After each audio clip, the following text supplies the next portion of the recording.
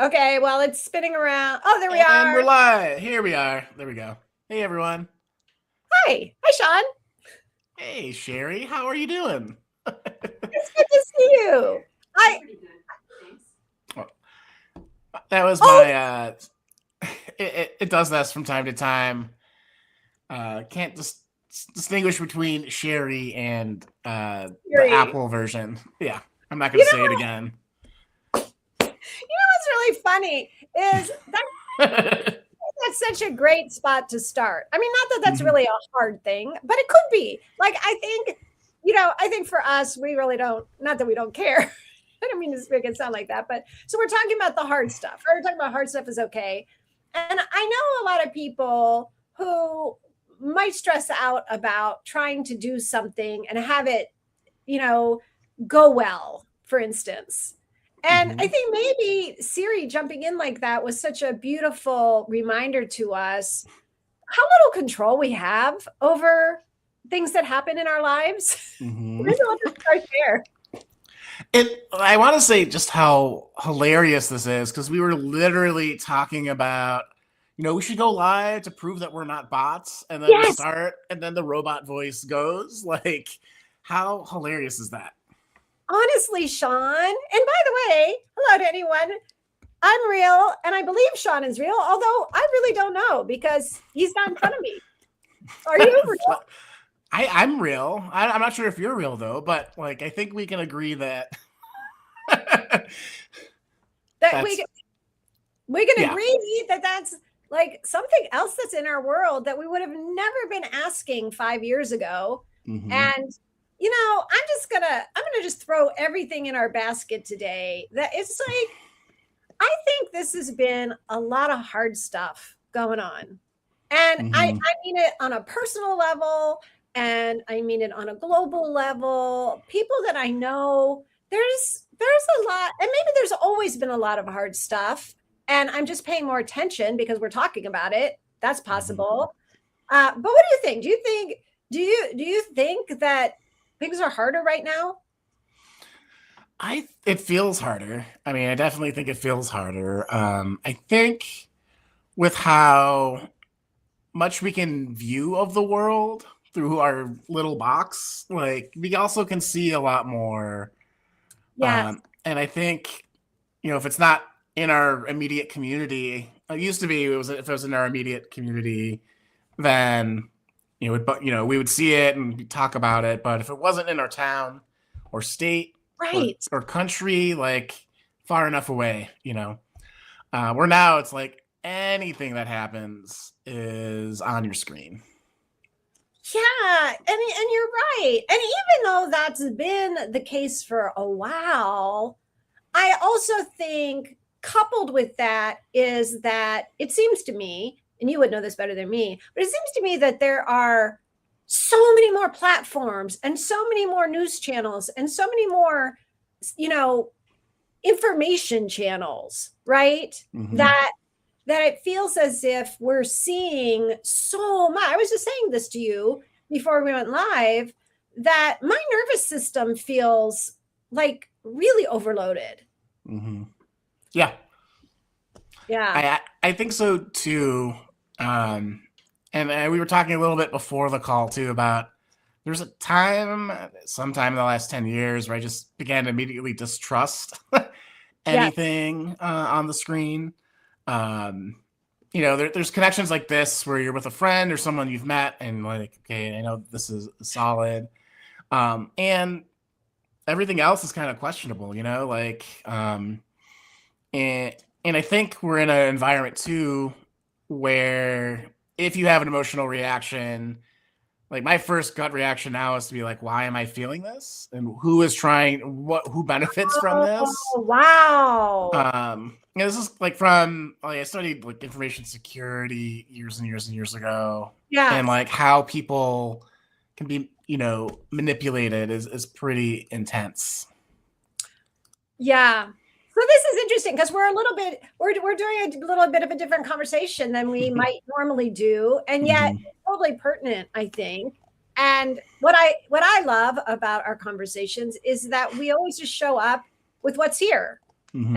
And I think that for me, and I hope for anyone listening now or later, that's helpful in a way because it shows the depth and breadth of the hard stuff humans go through.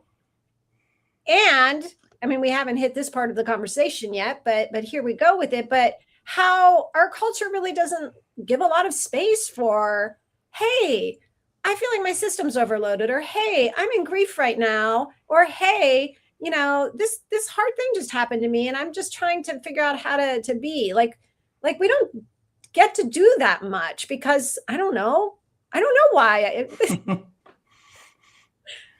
Yeah, I don't know why either. But I agree that it's not a common conversation. Maybe it's a bit of optimism. Like, Yes. I think it's a little optimism. I think it's a little bit of not wanting to burden people with what's going on. I think we have some weird social norms too of like, hey, how are you doing? Like, you're just supposed to say good, and then you can start the real conversation. And I think that's fine, but I also think we're missing out on a lot of the connection and a Yeah. lot of the humanity that we can find between people. And you and I neglected to start like we normally start, which is fine. But I'm going to say it right now because I always love to. I know she's probably not watching, but she may be one day. Susan Cain, Hey. author of, that'd be great. Wouldn't it one day that Susan Cain does show up? But Susan Cain, author of Bittersweet, which is a book that Sean and I just happened to be reading at the same time, had coffee, and we were like, "Why you're reading that book too?" And it has really sparked for us this ongoing conversation. And I think it was Susan. You tell me if this is right, but I think it was Susan who might have been pointing to the fact that particularly America was born. It was sort of like the new world. It was the new country. People were optimistic, just like you said. People were like, I'm going to go and make it. Like our country sort of grew out of this, like, positivity of pulling ourselves up by our bootstraps, for goodness sake. Was that her? I think so. It feels like, I think that's true. And yeah, I think the whole experience of looking forward and reinventing yourself and being able to reinvent yourself over and over again is part of that too. Like, why worry about everything that happened before you immigrated here? What happened that last business that failed? Why would you worry with what happened to you in high school when you're here now and can be successful or can do things now to change the future? I think that seems to me, and we're not, guess we're kind of talking about this, but like an American type of value. Well, and it's not. Oh, sorry. Go ahead. Oh, no. I'm just thinking out loud, and like trying to put that value in this environment we find ourselves in the world. This is sad. Yeah. And what I want to make sure that we say, because you and I are both coaches, right? We are both people who, I'm going to go in and project on you for a minute, right?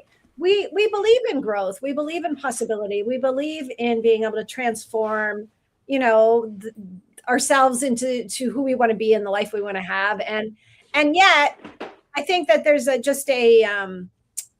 balance missing. And I think that's all that, when we started talking about this, that's what we really noticed was like, I'm all for optimism and positivity. I'm all for people like wanting to create the way that we want to have our lives look like and feel like.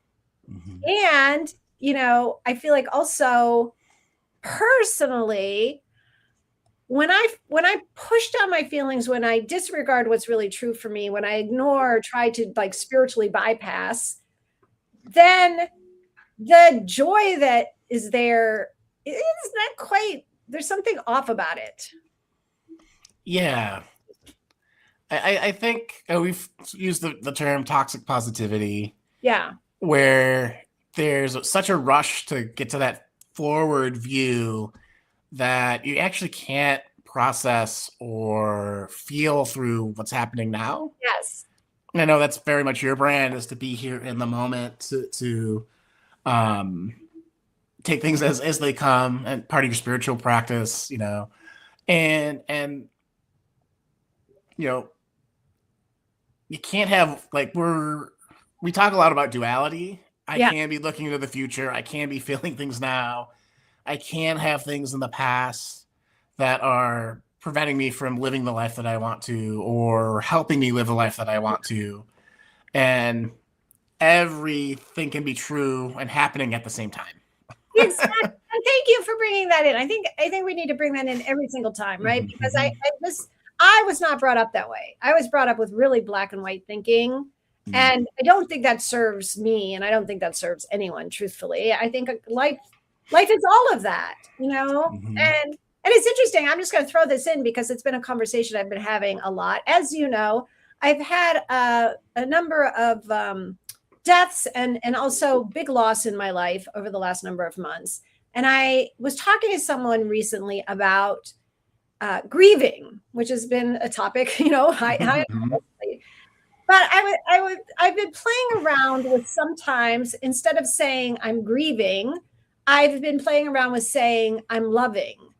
Just not to bypass the feelings of grief, because it actually doesn't. I found that sometimes I'm still crying and still feeling a lot of emotion, but I'm playing around with what if I change around the language of what I'm feeling. And I think it's just one of those examples of the myriad of things that are happening at once, right? So yes, it's sad, and yes, it's love. Yes, it's and my brain interprets things differently depending on the language I'm saying to myself. And so I think part of it is this for each of us, right? Because I think this is a very personal thing. When we're going through something hard, knowing when to just be flat on the ground and I can't get up right now. Knowing when to pull ourselves up, knowing when it's okay, when we trust someone enough to just say hey, here's where I am, knowing when maybe it's not so safe. I just think it's not black and white. No. Yeah. It's not. It would be so much easier if it was, though, Sherry, right? It would. I listened to a podcast this morning, and I'm so sorry. Bless her heart. It was a brand new podcaster, so I don't remember who it was, but I will remember. I'll post it when I do. But she was talking about grief, and it was beautiful. She was just doing this whole it could be this, it could be that, it could look like this, it could look like that, it could feel like this, it could feel like that, it could be this. She was just giving people total permission, right, to experience grief however they were experiencing it. And I love that. And I also love, I think this fits into our conversation, in that one of the things that of course I think most of us know who've ever been the grieving person is that the hardest thing in the world is when someone says to you, "Oh, I hope you're feeling better today."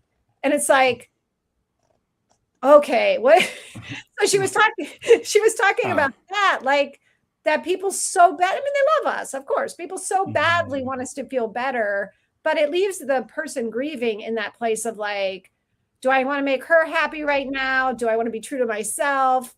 Is it okay? Are they saying it's really not okay that they're tired of me crying? You know what I mean? But it's so loaded, because it's also what is better, right? What does that mean? Right. Exactly. Right. And but I think it goes back to that, when we're going through hard stuff, and partly I think why you and I want to do these open conversations, is that it's normalizing.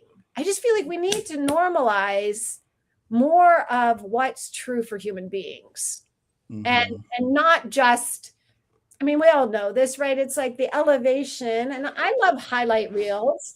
I love those beautiful moments. I love the beautiful dinner table, where no wine is spilled on the tablecloth.